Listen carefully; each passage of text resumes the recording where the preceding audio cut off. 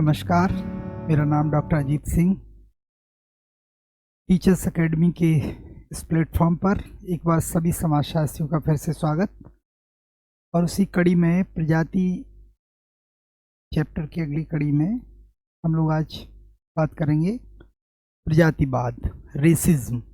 अभी हम लोगों ने देखा रेस क्या है, 3 भागों में बांटा उनको, कॉकेशॉइड, मंगोलॉइड, निग्रोइड, और उसके सब डिविजन्स देखे।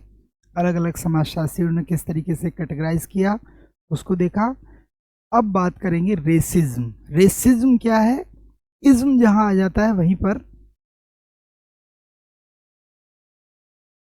अपने आप को श्रेष्ठ मानने की एक होड़। जैसा कि हमने बताया था कि झगड़े की शुरुआत कहां से हुई, कि कॉकेशॉइड प्रजाति ने एक गलत फहमी पाल ली अपने अंदर कि हमारी क्रेनियल कैपेसिटी सबसे ज़्यादा है, तो हम लोग दुनिया में सर्वश्रेष्ठ हैं। और यहीं से ये झगड़ा शुरू हुआ। कॉकेशॉइड प्रजाति जो वाइट रेस है, वो सबसे पहले इसका लिटिल मीनिंग देख लेते हैं क्या है, फिर इसे डिस्कस करते हैं। प्रजातिवाद, इसका अर्थ क्या है? प्रजातिवाद एक उग्र विचारधारा है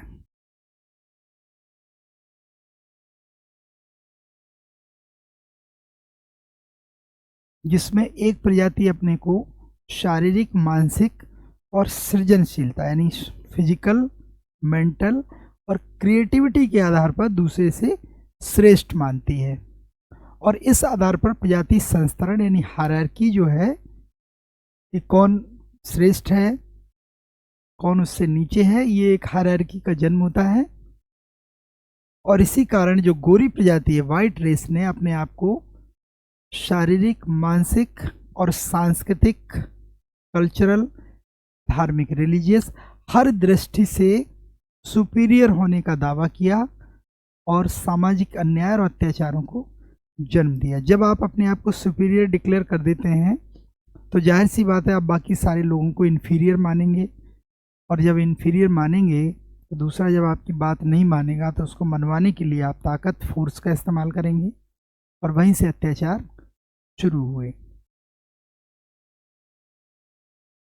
इसको डिफाइन करने के लिए रूथ बेनेडिक्ट ने कहा, प्रजातिवाद एक ऐसी विचारधारा है जिसमें यह विश्वास किया जाता है कि एक प्रजाति दूसरी प्रजाति से श्रेष्ठ है। Racism she define as the dogma that one race is superior to another. Howell के अनुसार भूमंडल पर शुद्ध प्रजाति नाम की कोई वस्तु नहीं है। प्रागैतिहासिक युग में शुद्ध प्रजातियां थीं या नहीं हम नहीं जानते, परंतु भविष्य में कभी भी शुद्ध प्रजाति नहीं होगी, यह निश्चित है।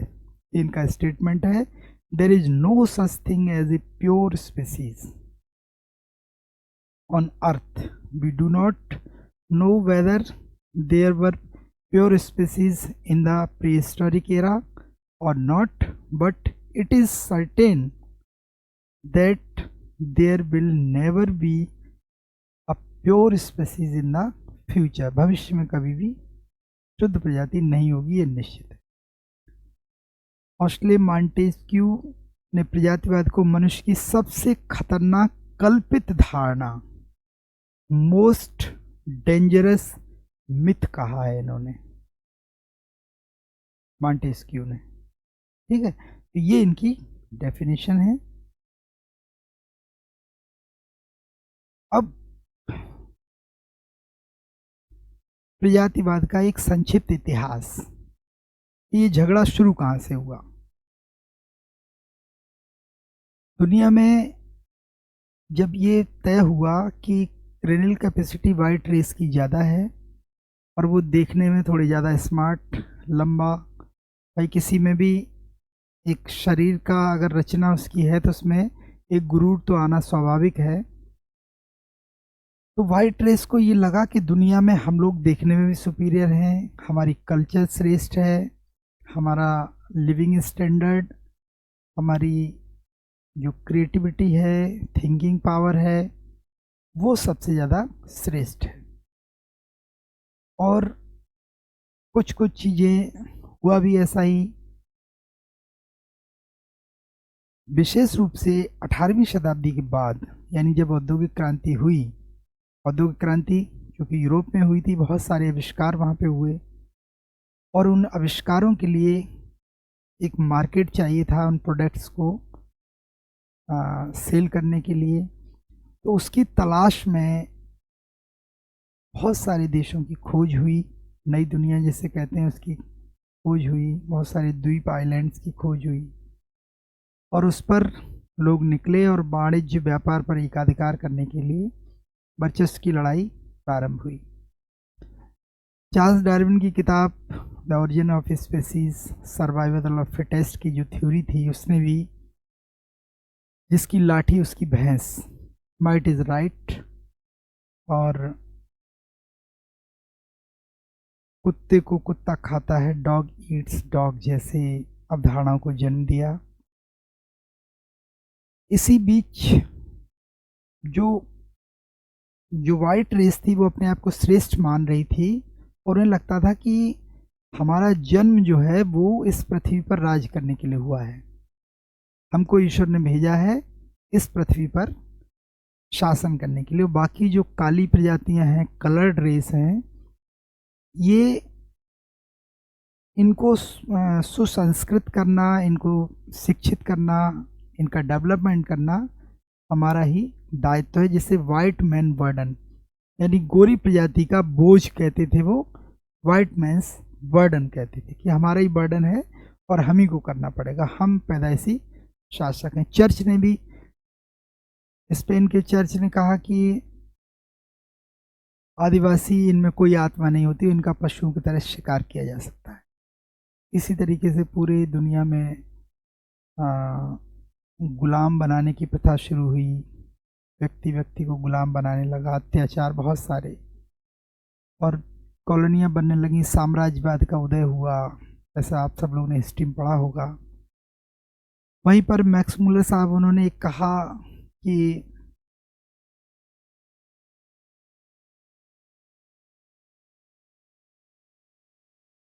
इन्होंने कहा कि विश्व में जितनी भी भाषाएं हैं, श्रेष्ठ भाषाएं, उन सबकी जननी जो है संस्कृत भाषा है।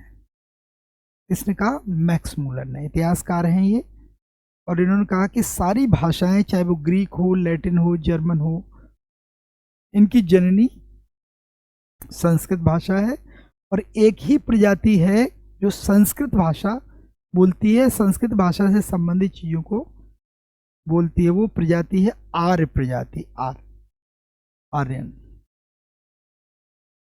और इसलिए आर्य प्रजाति ने ही विश्व की प्राचीनतम सभ्यताओं जैसे रोमन, भारतीय, यूनानी सभ्यता को जन्म दिया, इसलिए आर्य प्रजाति ही सर्वश्रेष्ठ है। महाभारत आपने एक सीरियल देखा होगा जिसमें आर्यपुत्र कह के संबोधित किया गया, यानी आर्य जो है यहाँ के मूल निवासी नहीं थे, वो मध्य एशिया से आए थे, कश्मीर। तो ये इन्होंने मान लिया कि आर्य ने अपने आप को श्रेष्ठ मान लिया। उधर एक और फाउंड आर्थर डी गोविन्यू, ये एक भाई साहब हैं, इन्होंने कहा कि आर्य प्रजाति ही सभ्यता की वाहक है, इसके अभाव मानव सभ्यता नष्ट हो जाएगी। इन्होंने कहा अगर आर्य प्रजाति नहीं होगी तो सभ्यता ही नष्ट हो जाएगी, ये सभ्यता को कैरी करने वाली प्रजाति है और ये आर्य प्रजाति ही आगे ले जा सकती है। Without the Aryans civilization would not perish, without the Aryan who were the carrier of civilization, ये इनका स्टेटमेंट था।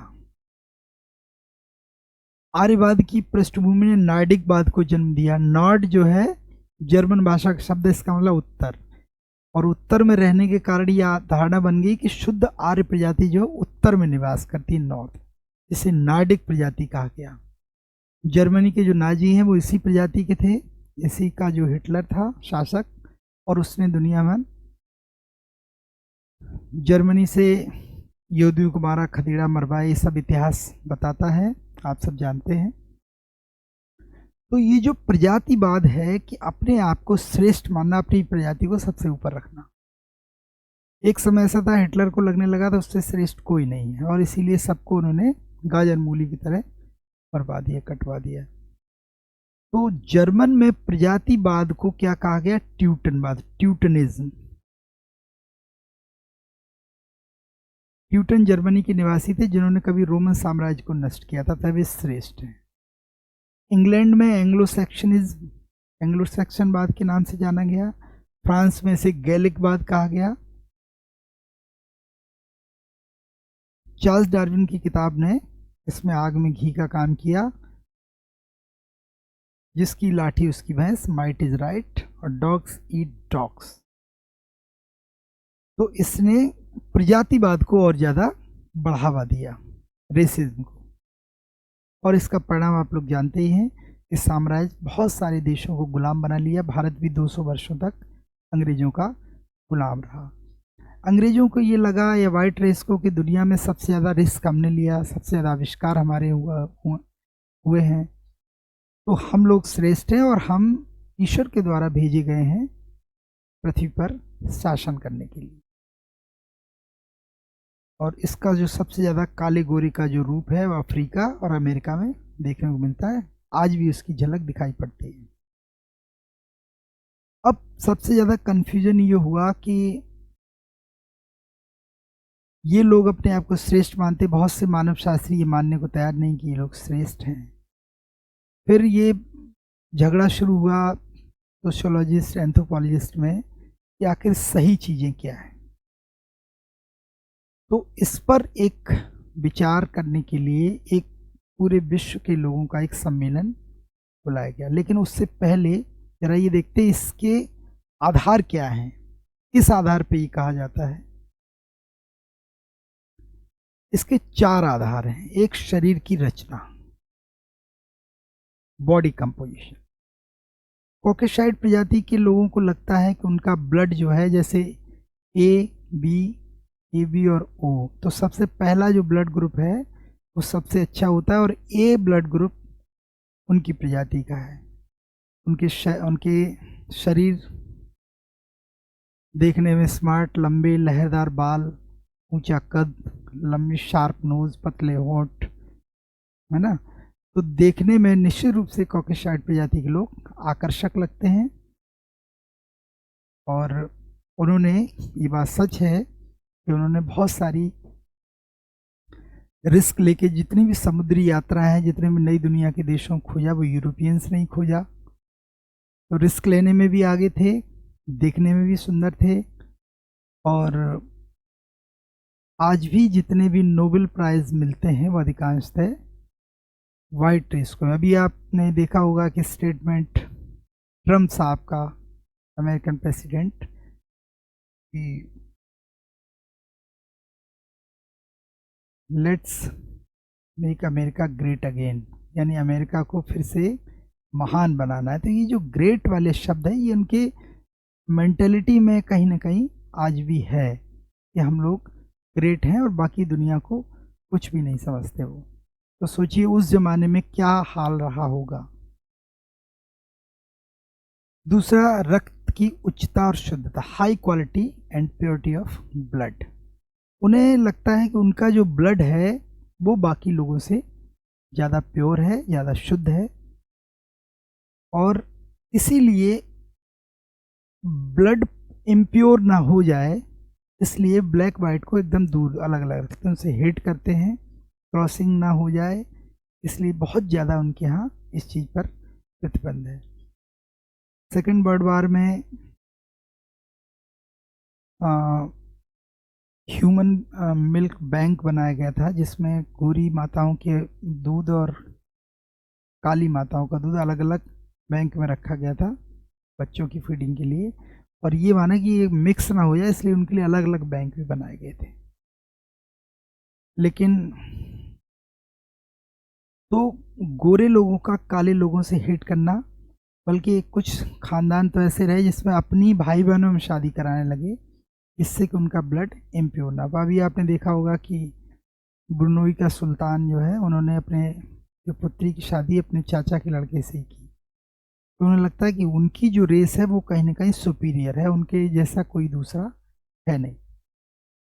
तो ये रॉयल ब्लड, ब्लू ब्लड, इस तरह के जो कॉन्सेप्ट निकल के आए वो रेसिज्म अपने आप को श्रेष्ठ कहने के लिए आए।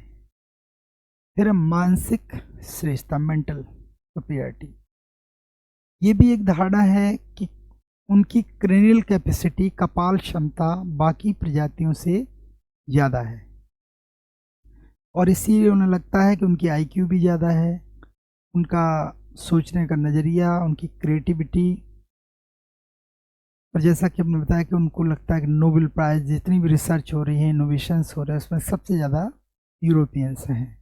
तो ऐसा इस आधार पर उन्होंने मेंटल सुपीरियरिटी, और दूसरा है सांस्कृतिक, उनको लगता है कि उनकी जो कल्चर है वो सर्वश्रेष्ठ है और यूरोप पूरी दुनिया में कल्चर का वाहक है। वहीं औद्योगिक क्रांति हुई, राजनीतिक क्रांति हुई, और आज दुनिया में अगर देखा जाए तो जितने भी इंडस्ट्री हैं इनकी शुरुआत वहीं से होती है और जो प्रोडक्ट हैं वहीं से पूरी दुनिया में फैले। टेक्नोलॉजी आज भी बहुत सारे लोग जो हैं यूरोपियन टेक्नोलॉजी पर निर्भर हैं। तो ये चीज़ें उनके अंदर एक मेंटली उनकी पीढ़ी में उनके बच्चों को ये सोचने पर मजबूर करती है कि हम लोग श्रेष्ठ हैं। तो ये श्रेष्ठता के आधार 4 हैं। आज भी कल्चर जो जैसे ब्रिटिश कल्चर या यूके, ये दुनिया में नहीं लगता कि जो उनका पहनने का तरीका, खाने चलने पीने का, जो उनका जीवन शैली है वो बाकी लोगों से श्रेष्ठ है ना। कई जगह जब देश आज़ाद हुआ था उस समय उनके अमेरिकन होटल्स में लिखा रहता था। एक जगह डॉक्टर राम मनोहर लोहिया जब देश आज़ाद हुआ तो अमेरिका गए, वहाँ एक होटल पे लिखा था dogs and Indians are not allowed. तो उन्होंने वहाँ धरना दे के बैठ गए, उन्होंने बोर्ड हटवाया वहाँ पे। तो कहने का मतलब ये जो मानसिकता थी कि बाकी लोगों को एकदम से इन्फीरियर समझना, और जनजातियों को तो उन्होंने सीधा ये डिक्लेयर किया था कि इनको मारा जा सकता है जैसे जानवरों का शिकार किया जा सकता है, एकदम से जंगली हैं और जानवर हैं, इस तरीके से उनका व्यवहार था बाकी लोगों के प्रति। तो ये प्रजातिवाद के आधार हैं। तो इन सब चीज़ों से ये हुआ कि भाई क्या आने वाले बच्चों को क्या पढ़ाया जाए, कि हकीकत में क्या है, कौन श्रेष्ठ है कौन नहीं। वो लोग श्रेष्ठ अपने आप को मानते थे। दूसरी तरफ मंगोलॉयड और निग्रोइड प्रजाति के लोग वो ये मानने को तैयार नहीं थे कि ये लोग सबसे ज़्यादा बुद्धिमान हैं या इनकी क्रेनियल कैपेसिटी ज़्यादा है तो इसका मतलब बुद्धि इनमें ज़्यादा, ऐसा बिल्कुल नहीं है। तो एक झगड़ा शुरू हुआ इंटेलेक्चुअल्स में। तो फिर जाके एक समझौता किया गया और 1952 में सितंबर में यूनेस्को में विश्व के सारे एंथ्रोपोलॉजिस्ट और बायोलॉजिस्ट को बुलाया गया और एक सम्मेलन का आयोजन किया और ये कहा कि भाई ये कन्फ्यूज़न क्रिएट हो रहा है कि बच्चों को क्या पढ़ाया जाए, आने वाली पीढ़ी को क्या बताया जाए कि एक्चुअल में हकीकत क्या है, साइंटिफिक चीज़ें क्या है। अपने आप को श्रेष्ठ आप मानते हैं लेकिन साइंस क्या कहती है। तो वो एक वैज्ञानिक संगोष्ठी थी और उस पर जो निष्कर्ष निकले वो साइंटिफिक थे। और वो क्या निष्कर्ष थे, यहाँ से पॉइंट क्वेश्चन भी पूछा जाता है और ये जानने के लिए भी जरूरी आने वाली पीढ़ी के लिए कि एक्चुअल में हकीकत क्या है। तो इसके पॉइंट जो थे, यूनेस्को में इस भ्रामक धारणा को दूर करने के लिए, वैज्ञानिक मत प्रकट करने के लिए विभिन्न मानव शास्त्रियों और जीवशास्त्र एंथ्रोपोलॉजिस्ट बायोलॉजिस्ट का एक सम्मेलन सितंबर 1952 में आयोजित किया गया। डेट याद रखिएगा। इस वैज्ञानिक बैठक में कुछ महत्वपूर्ण कथनों की संस्तुति की गई ताकि आने वाले वर्षों में नस्ल संबंधी भ्रांति को दूर किया जा सके और ये निष्कर्ष निकले। नंबर 1, वर्तमान समय में सभी मानव एक ही स्पीसीज होमोसेपियंस के सदस्य हैं। All are the member of homo sapiens, यानी हमारा सबका टोटल जितने भी मानव हैं उनका एंसेस्टर होमोसेपियंस है। सभी लोग होमोसेपियंस की संतानें हैं, पहला निष्कर्ष। दूसरा, मानव समूह में पाए जाने वाले शारीरिक लक्षणों पर वंशानुक्रमण और पर्यावरण दोनों का प्रभाव पड़ता है। जो उनके शारीरिक लक्षण होते हैं कुछ तो हेरिडेटरी होते हैं, वंशानुक्रमित से आते हैं, और कुछ पर्यावरण एटमॉस्फेयर के कारण भी उन पर प्रभाव पड़ता है। दूसरा, प्रजाति का राष्ट्रभाषा, ये एक राष्ट्रभाषाई समूह सांस्कृतिक धार्मिक भौगोलिक समूह नहीं है। यानी राष्ट्रभाषा संस्कृति धर्म से प्रजाति का कोई लेना देना नहीं है। इनके लिए प्रजाति शब्द का इस्तेमाल नहीं किया जाएगा। वंशानुक्रमण अंतर दो प्रक्रियाओं के फलस्वरूप होता है। उत्परिवर्तन यानी म्यूटेशन, अचानक परिवर्तन हो सकता है, और क्रॉसिंग, क्रॉस मैरिज, अगर एक दूसरे से शादी करेंगे तो निश्चित रूप से संतानों में कुछ न कुछ बदलाव आएगा, ये साइंस कहती है। और म्यूटेशन बहुत सारे मेटाबॉलिज्म और अल्ट्रावायलेट रेज अलग अलग तरीके से, तो पर्यावरण के प्रभाव के कारण भी परिवर्तन आ सकता है। ये दो साइंटिफिक कारण मान लिए गए। फिर कहा कि प्रत्येक शारीरिक लक्षण कुछ मात्रा में सभी प्रजातियों में पाए जाते हैं, अतः विशुद्ध वर्गीकरण, प्रजातियों का जो विशुद्ध वर्गीकरण है वो संभव नहीं है। Pure classification, pure caucasoid, pure mongoloid, pure negroid is not possible, क्योंकि इतना ज़्यादा इनमें अंत मिश्रण हो चुका है। जो सांस्कृतिक भिन्नताएं हैं, कल्चरल डिफरेंसेस हैं, वो रेशियल डिफरेंसेस के कारण नहीं है। ये सारे निष्कर्ष हैं। नेक्स्ट, सभी विद्वान मानव प्रजातियों को तीन भागों में बांटते हैं, कॉकेशाइड, मंगोलाइड, निग्रोइड। यहाँ पर एक मत है कि तीन ही प्रजातियां हैं और इनमें उच्चता और निम्नता नहीं पाई जाती, तीनों इक्वल हैं, इनमें कोई श्रेष्ठ नहीं है, कोई निम्न नहीं है। ये यूनेस्को का निष्कर्ष निकला। प्रजाति वर्गीकरण में बुद्धि को शामिल नहीं किया जा सकता। इन्होंने कहा कि प्रजाति रेस कोई बुद्धिमान नहीं होती, यानी व्यक्ति को अगर एक जैसा पर्यावरण और एक जैसे अवसर प्राप्त हो किसी व्यक्ति को, तो दोनों में यानी प्रत्येक प्रजाति में बुद्धिमान लोग पाए जाते हैं। अब किसी को अवसर ही ना मिले, जैसे आज रिजर्वेशन की जो जरूरत पड़ी उन लोगों के लिए क्यों बहुत पीछे रह गए थे, उनके अपलिफ्टमेंट के लिए रिजर्वेशन की जरूरत पड़ी। लेकिन अगर दो बच्चों को प्रॉपर एक ही एनवायरनमेंट दिया, एक ही ट्रेनिंग, एक ही स्कूल, एक ही टीचर, तो उनकी बुद्धि में कोई अंतर नहीं होगा। ठीक है, तो ये नहीं कह सकते कि वो लोग श्रेष्ठ, उनके पास अवसर ज़्यादा थे इसलिए वो अपने आप को से। तो प्रत्येक प्रजाति में बुद्धिमान व्यक्ति पाए जाते हैं। और ये निष्कर्ष कि वर्तमान में कोई भी शुद्ध प्रजाति नहीं है, क्योंकि आदिकाल से यानी शुरुआत से मानव प्रजातियों में प्रजाति मिश्रण, क्योंकि ट्रैवलिंग के कारण एक ग्लोब से दूसरे ग्लोब पे जाने के लिए और एक कॉन्टिनेंट से दूसरे कॉन्टिनेंट, उस समय आदिवासी लोग ट्रैवल करते रहे शिकार के लिए, अपने भोजन की तलाश में। तो जो जहाँ रहा वहीं शारीरिक संबंध बने। उस समय इतने जागरूक नहीं थे लोग, तो वो नेचुरल था और इसके कारण बहुत सारी प्रजातियां बनी। तो इसमें ये निष्कर्ष कहा कहता है प्रजाति शुद्धता का दावा एकदम निरर्थक है। सभी मनुष्य न्याय कानून के सम्मुख समान है, अतः सभी को समान अवसर दिए जाने चाहिए। तो ये प्रजातिवाद के बारे में निष्कर्ष है कि जो प्रजातिवाद की अवधारणा है, जो ये कहती है कि कॉकेशाइड प्रजाति अपने आप को श्रेष्ठ मानती है, दूसरी को हीन समझती है, वो वैज्ञानिक आधार पर सही नहीं है।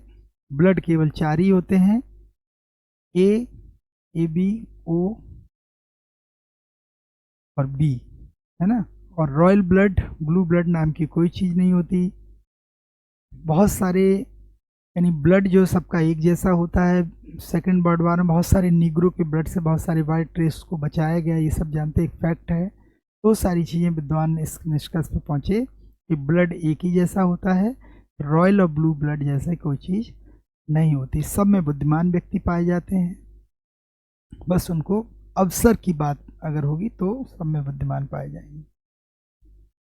इसके अलावा तो ये this is all over about race and racism. और इसके कुछ महत्वपूर्ण तथ्य हैं, यहाँ से क्वेश्चन पूछे जाते हैं, इनको एक जगह कलेक्ट किया गया है।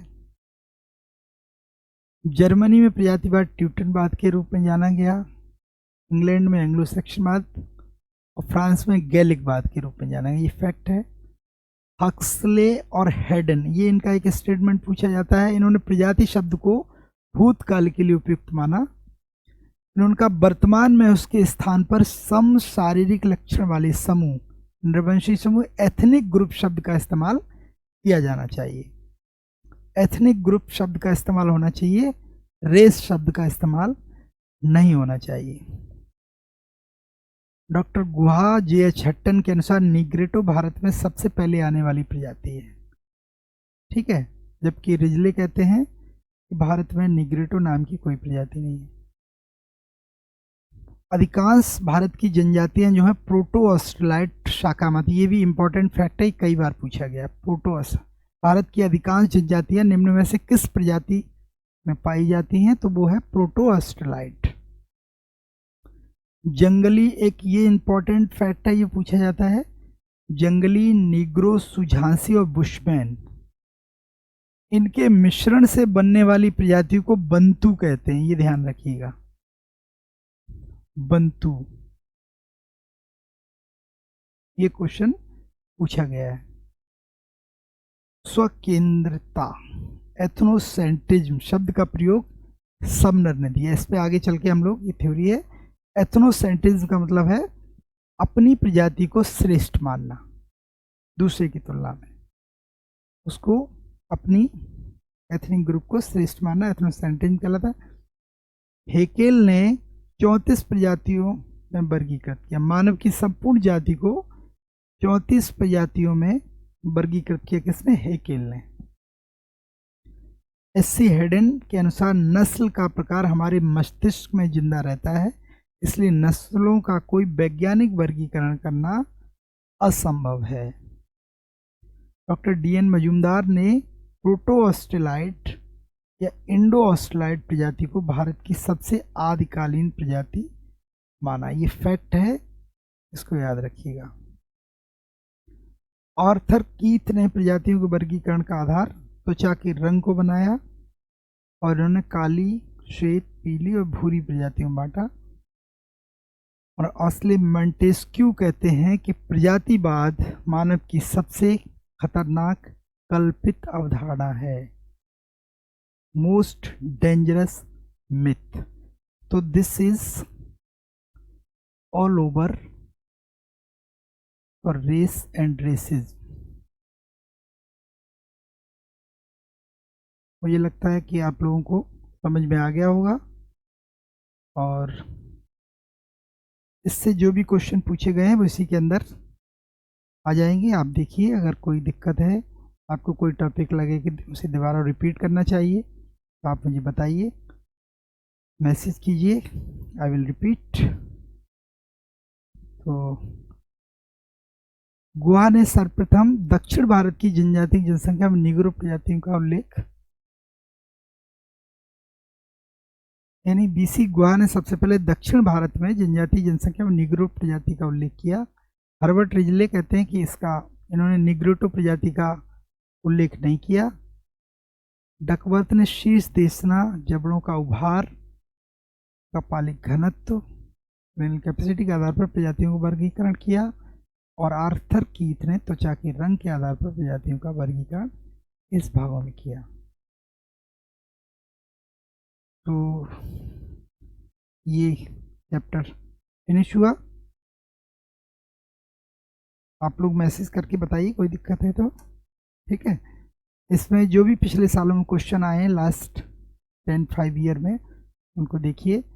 और ये चैप्टर जो है असिस्टेंट प्रोफेसर, नेट, पीजीटी और ओवरऑल आपको जानकारी, क्योंकि अगला टॉपिक हम लोग लेंगे कल्चर। कल्चर एक बड़ा टॉपिक है, तो ये एक बैकग्राउंड। कल्चर से पहले हम लोगों ने रेस और रेसेज देख लिया, अब कल्चर समझने में आसानी होगी। तो आज के लिए यहीं तक। थैंक यू वेरी मच, मिलते हैं नेक्स्ट क्लास में। Thank you.